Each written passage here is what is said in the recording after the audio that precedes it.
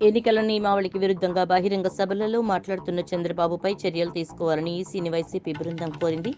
సోమవారం వెలగపూడి సచివాలయంలో సీఈఓ ముఖేష్ కుమార్ మీనాను కలిసి ఫిర్యాదు చేశారు. రాష్ట్రంలో ఎన్నికల కోడ్ అమల్లోకి వచ్చినప్పటి నుంచి సీఎం జగన్ పైన, రాష్ట్ర ప్రభుత్వం పైన కూటమి పార్టీలు విషయాన్ని కక్కుతున్నాయని మల్లాది విష్ణు మండిపడ్డారు.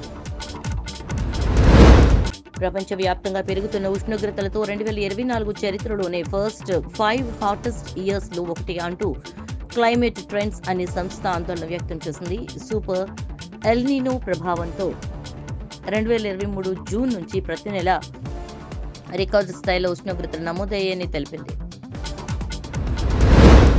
హీరో సాయి ధరమ్ తేజ్ పై ఎలాంటి దాడి జరగలేదని డీఎస్పీ హనుమంతరావు అన్నారు. నిన్న తాటిపర్తిలో జరిగినటువంటి ప్రచారంలో పాల్గొన్న సాయి ధరమ్ తేజ్ పై దాడి జరిగినట్లు ప్రచారం జరిగింది. దీనిపై విచారణ చేసినటువంటి పోలీసులు ఈ వివరాలు వెల్లడించారు. సాయి ధరమ్ తేజ్ ప్రచారం నుంచి వెళ్లిపోయిన 15 నిమిషాల తర్వాత ఈ ఘటన జరిగిందని, దీనికి కారకులైన 2 వ్యక్తులను గుర్తించామన్నారు.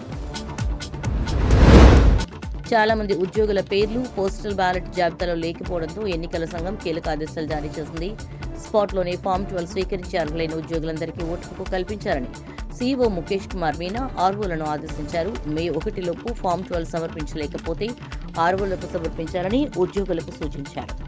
7-8 తేదీల్లో ఓటు హక్కు వినియోగించుకోవాలన్నారు. సీఎం జగన్ సర్కార్పై కేంద్ర మాజీ మంత్రి రేణుకా చౌదరి సంచలన వ్యాఖ్యలు చేశారు.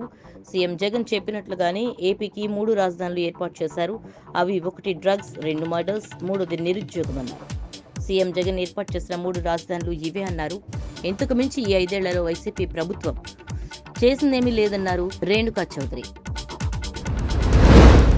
మే 11న చంద్రబాబు మెగాస్టార్ చిరంజీవి భేటీ కానున్నట్టుగా తెలుస్తోంది. విజయవాడలో జరిగే ఈ భేటీలో ప్రస్తుత రాజకీయాలపై చర్చించనున్నట్లు సమాచారం. భేటీ అనంతరం చిరంజీవి పిఠాపురంలో పవన్ కళ్యాణ్ తరపున ఎన్నికల ప్రచారంలో పాల్గొననున్నారు. దీనిపై అధికారిక ప్రకటన రావాల్సి ఉంది. ఈ రోజు ప్రధాని మోదీ గుజరాత్లోని అహ్మదాబాద్లో ఉన్న నిషాన్ ఉన్నత పాఠశాలలో ఓటు వేయనున్నారు. ఇవాళ 3వ దశ ఎన్నికల పోలింగ్ జరగనుంది. ఇందులో భాగంగా గుజరాత్లోని 25 స్థానాలకు పోలింగ్ నిర్వహించనున్నారు. మోదీ పర్యటన నేపథ్యంలో అధికారులు భద్రతను కట్టుదిట్టం చేశారు. సార్వత్రిక ఎన్నికల ప్రచారంలో భాగంగా ఏపీ సీఎం జగన్ ఈ రోజు 3 నియోజకవర్గాల్లో పర్యటించనున్నారు. ఉదయం 10 గంటలకు రాజనగరంలో జరిగే సభలో పాల్గొంటారు. మధ్యాహ్నం 12 గంటల 30 నిమిషాలకు ఇచ్చాపురంలో జరిగే సభకు హాజరవుతారు. అనంతరం 3 గంటలకు విశాఖ పార్లమెంటు పరిధి గాజువాకలో జరిగే ఎన్నికల ప్రచార సభలో పాల్గొంటారు. అనంతరం ఆయన తిరిగి తాడేపల్లికి చేరుకుంటారు.